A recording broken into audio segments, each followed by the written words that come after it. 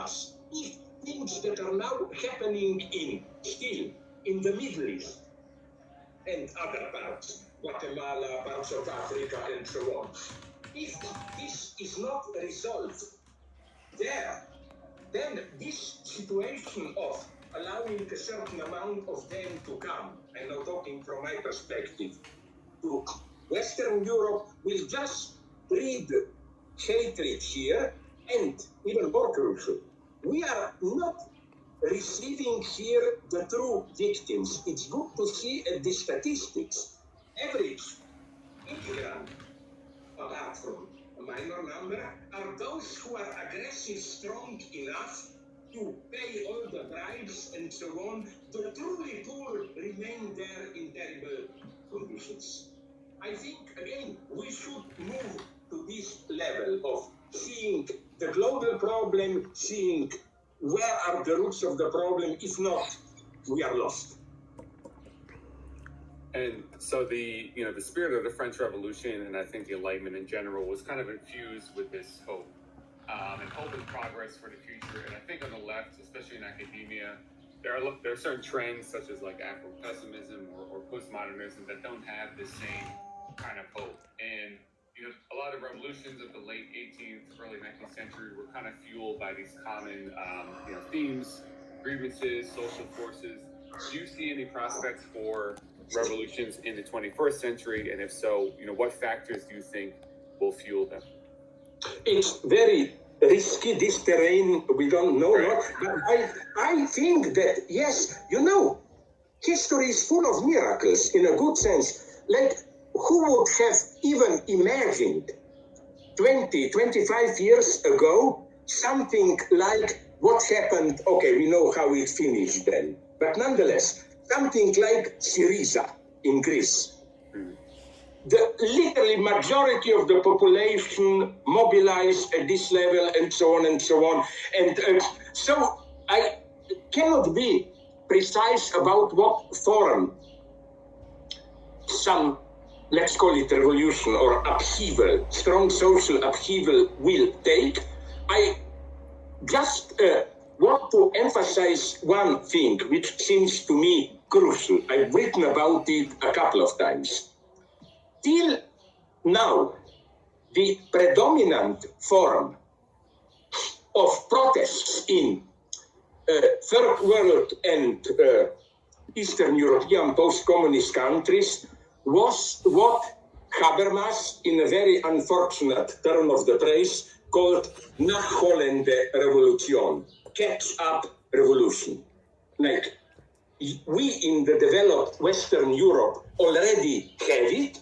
You are just trying to catch up with us, and that's all you can do. Habermas went so far here that he even attacked some East German dissidents, like Christa Wolf, the writer, and so on, who claimed, but maybe, in spite of all communist failures, there were some forms of minimal social solidarity and so on that had some kind of a lesson which could remain operative and help us even if or when we integrate the West. Habermas was in panic about this prospect. For him, no, this was the danger then of new totalitarianism and so on and so on. But I think these skeptics, by skeptics I mean people who saw that what happened after the fall of really existing socialism is not simply we want to catch up with the West. Why? Because first, I remember from my youth, I was part of those phenomena, especially my links with Poland. I knew Adam Michnik and so on. And they all told me, at the beginning, Solidarność was a workers' committee. It had a much stronger workers and even modern pop culture and so on. The church took over later. So basically, if you look closely at what was moving, even the majority of Solidarity, it was not simply capitalism. It was an open society where there is a freedom of expression, basic social safety, welfare, some welfare guaranteed, and so on. It was much closer to what was the best in the official ideology itself. And the sad paradox is that since then neoliberal takeover of post-European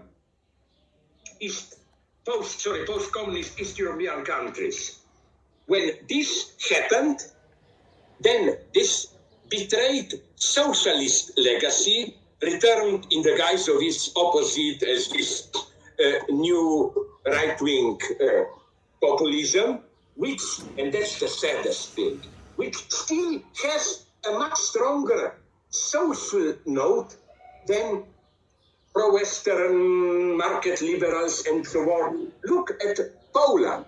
Yes, I hate them, this Kaczynski's party, Law and Justice.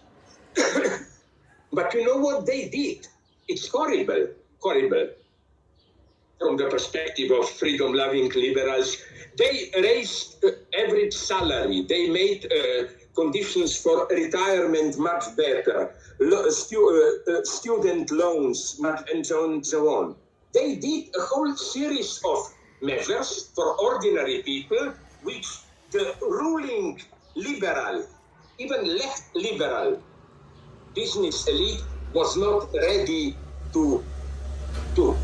So what I'm trying to say is that aren't we getting now something similar even in the West? The revolt we are getting now there. Look at Žižek, the yellow vests in France. Okay, they are mixed. I don't totally support them, but the important thing is this one. They are no longer a catch-up demand. It's not, no, we want true parliamentary democracy. They articulate a discontent precisely in this Fukuyama's world of capitalist liberal democracy and so on and so on.